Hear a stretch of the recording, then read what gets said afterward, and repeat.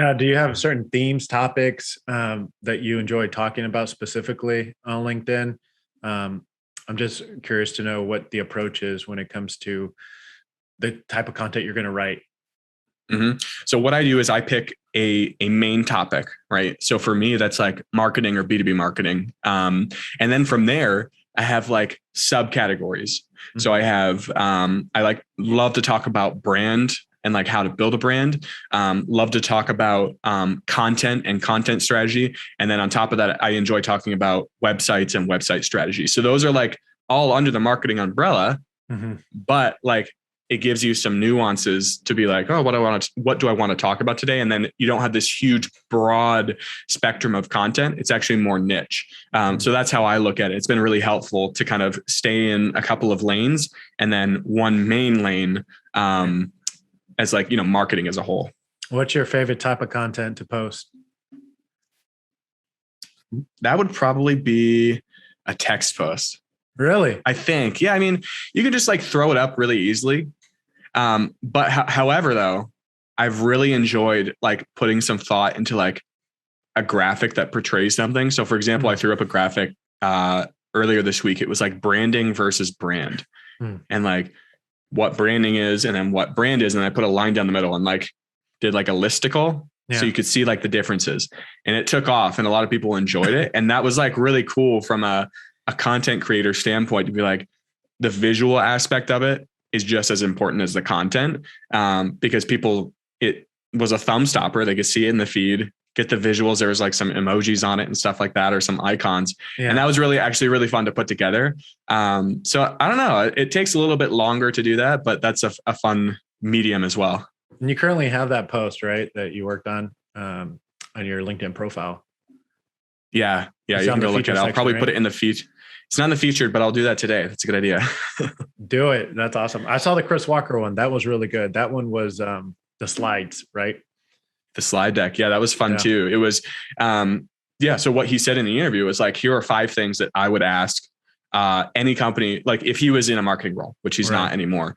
So he said, if I were to go get hired for a marketing role, here are 5 things that I would ask the company. Mhm. And what we did, and he said that on the podcast, and he went through each one of them. We turned it into a slide deck. So each of the decks or each of the pages was like another thing that he would say. And then we go in depth as to why.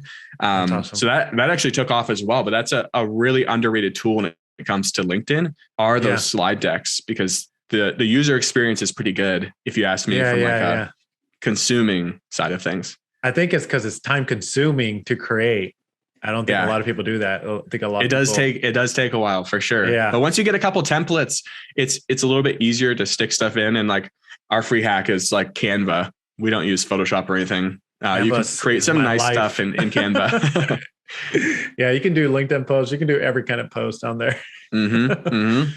Yeah, I've seen you also changing I don't know if it's the branding, but just more the look and feel of your images when it comes to quoting someone, which I really like. It looks more like a studio feel when it has the Yeah. gradient in it. So I'm like, wow, that looks really nice.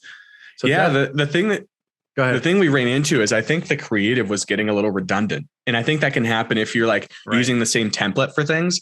Mhm. And I believe that people will tune out the content if the creative is like the same and it doesn't really stick out. And I know that like the content is the most important part, Right. but at the end of the day, like if your videos have been the same color or like the same look for the last year, or like the graphics that you put out have been the same look for the past year, like that will get tuned out in the feed. And I know I have done that from a consuming standpoint. Like when I see the same thing over and over again, it just kind of gets redundant. Right. So that was a thought process behind that. And I do agree. It looks a little bit more sharp, if you ask me, the new stuff. Yeah, So. I like it. It got that studio feel. I'm like, ooh, this is nice. This is really, really nice. When it comes to videos, do you try to keep it on LinkedIn? Do you try to keep it under a certain time? Do you have a limit with that? No, but I try to keep it above a certain time. I actually don't like to go below 30 or 45 seconds for a video. I just feel like you can't get a lot of value in a video if it's less than that, which is kind of backwards if you think about how people approach video marketing or just content through video as a whole. But I'm trying to think the longest video I've ever put out on LinkedIn, maybe 2 minutes, 2.5 minutes.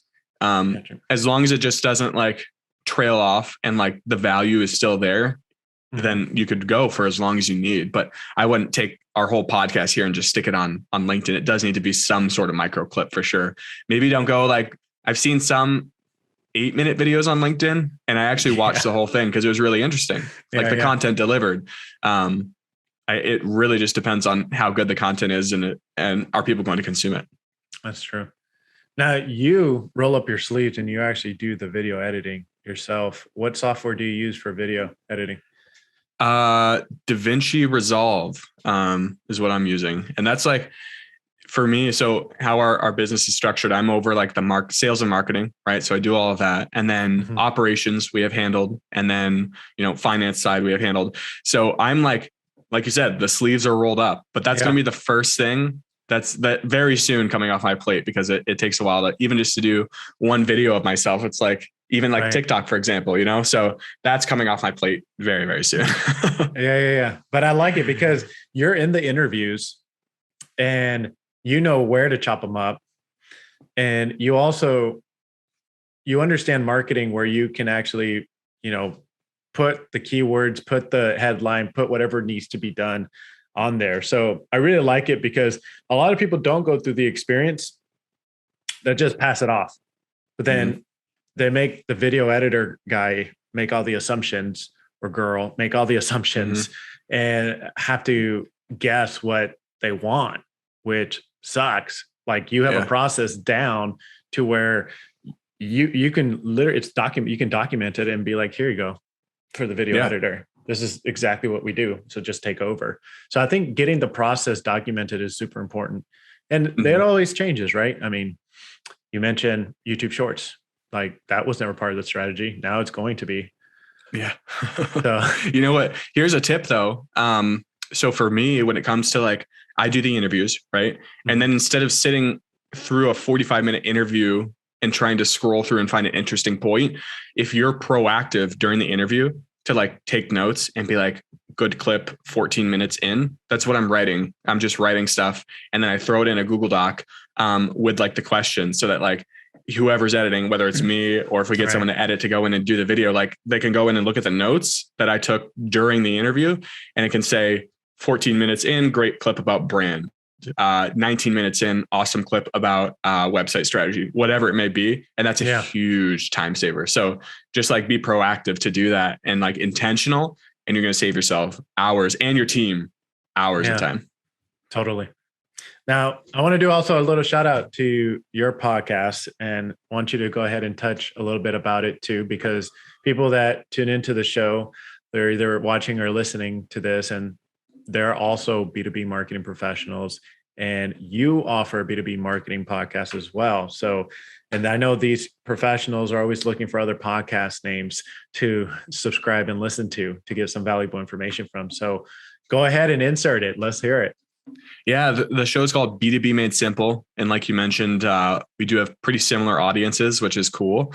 So if you enjoy marketing, and even if it's not B2B marketing, marketing principles are the same, whether it's B2C, B2G, B2D, B2B, whatever you might, I don't even think B2D is one, but whatever it might be, marketing principles apply. So that's what we talk about on our show.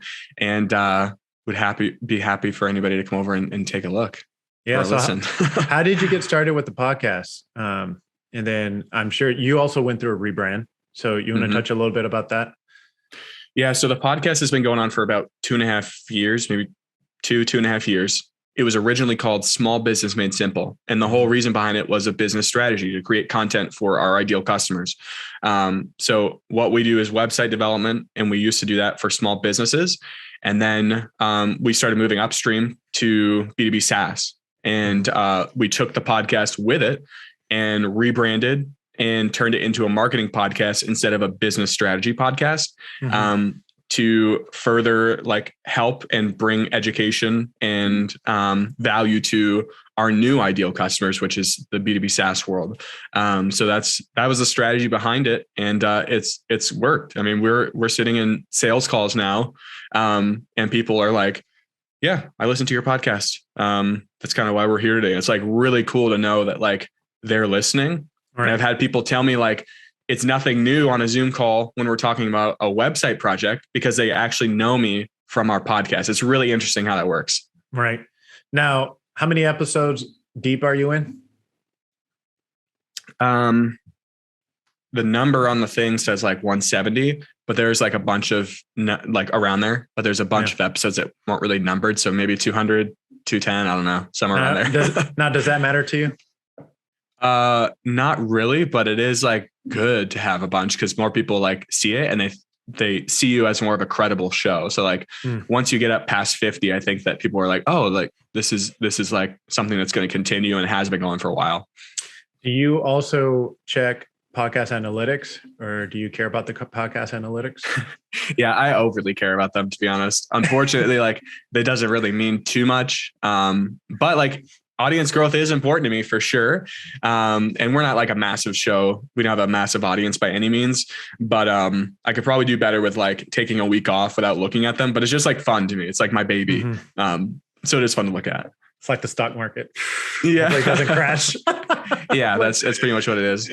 I moved my my Acorns or my Robinhood app way deep into my phone so I don't look at it and turn off notifications. So I should probably do the same thing for Anchor. That's hilarious. Yeah, that's funny. It's like a dopamine thing.